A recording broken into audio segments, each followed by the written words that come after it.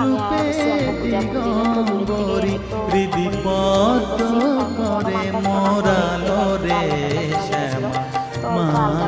এবার আমার হয়তো মাও চায় না যে আমার থেকে এবার অঞ্জলি দিতে লেগে, তো তার লেগে কিন্তু এবার অঞ্জলি দেওয়া হইলো না। দেখি ভগবান যদি আশীর্বাদ থাকে তাহলে সামনে বছর লোমো। এদিকে দেখো ছোটো সোনা হলে আর সামনে দাঁড়ায় রয়েছি আর একটু মানে ভিডিও করে নিলাম।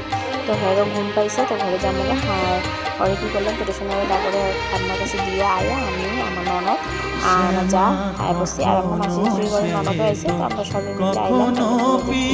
দুই তিনটা প্যান্ডেল দেখছি, খুব সুন্দর করে এই প্যান্ডেলটা কিন্তু সিম্পলভাবে করছে, বহুত ভালো লাগতেছে দেখতে। শিবলিঙ্গ বানাইছে, সিম্পলের মধ্যে খুব সুন্দর লুকটা দিচ্ছে আর লাইটিং দিচ্ছে।